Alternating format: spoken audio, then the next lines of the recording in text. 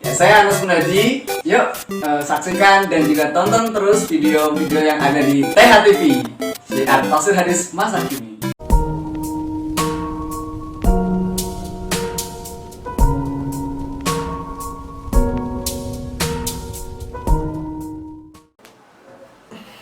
Bismillahirrahmanirrahim. Assalamualaikum warahmatullahi wabarakatuh.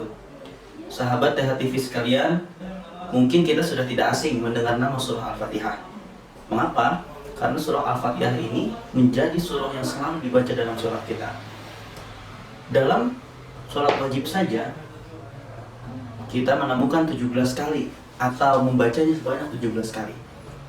Nah, pada kesempatan kali ini, mari kita lihat beberapa pandangan-pandangan para ahli tafsir mengenai surah Al-Fatihah. Sekaligus kita akan melihat mengapa Al-Fatihah disebut sebagai Ummul Quran atau induk Al-Quran.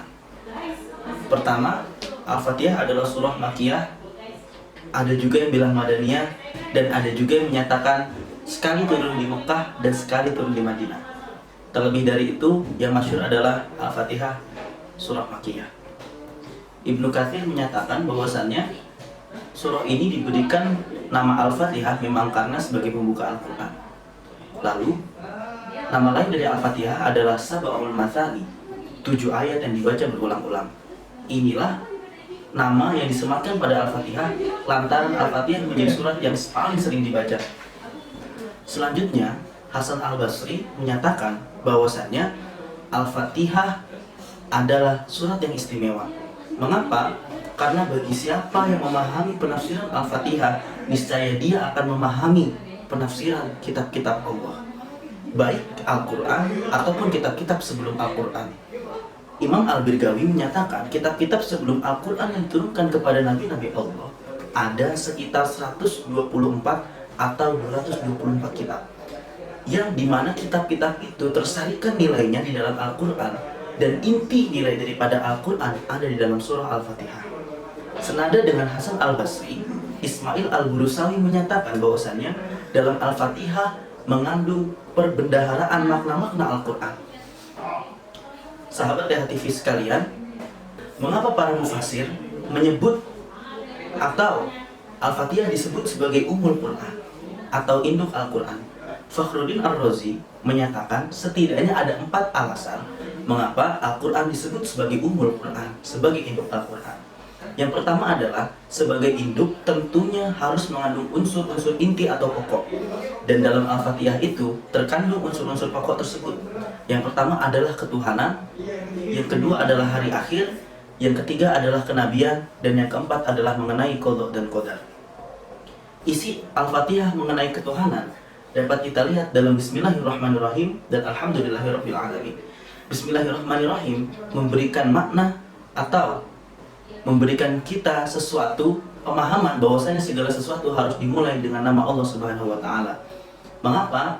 Karena dengan membaca Bismillahirrahmanirrahim ini akan membuat segala sesuatu yang kita lakukan menjadi untuk dan hanya kepada Allah Subhanahu wa taala.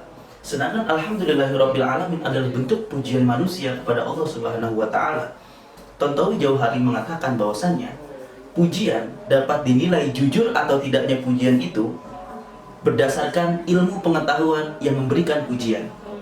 Maka, jikalau seorang pemuji tidak mengetahui betul tentang siapa atau apa sosok yang dipuji, maka pujian itu akan cenderung kepada kedustaan. Maka akan sah pujian kita terhadap Allah Subhanahu wa taala jika kita mengenal apa perintahnya, apa larangannya, dan berbagai macam kebesarannya. Selanjutnya, Al-Fatihah disebut Ummul Quran karena mengandung isi pokok daripada kitab-kitab. Kitab-kitab sebelumnya maupun Al-Quran selalu membahas pada satu, pujian terhadap Allah Subhanahu wa taala, perintah untuk menyibukkan diri dalam berkhidmat, dan yang ketiga adalah menggapai mustasyhadat atau persaksian seorang hamba dan mukasyafat tersingkapnya hati. Dan yang ketiga adalah bagaimana Al-Fatihah ini menyimpan rahasia ilmu, yakni dengan memahami dan mengetahui kemuliaan Allah Subhanahu wa taala dan menyadari kehinaan manusia. Dan yang keempat, Imam Nawawi Al-Bantani berpendapat bahwasannya dalam Al-Fatihah terkandung inti-inti ilmu, yakni ilmu usuli, ilmu furu'i, ilmu batin, dan juga ilmu akhlak. Sahabat THTV sekalian, ini menunjukkan bahwasannya Al-Fatihah memang surah yang spesial, sehingga Al-Fatihah dibaca berulang kali. Maka dari itu, dengan mengenal Al-Fatihah ini, semoga menjadikan kita dapat lebih meresapi ketika membaca Al-Fatihah, dapat menambah kecintaan kita kepada surah yang spesial ini. Pertemuan kali ini akan kita bahas cukup sekian.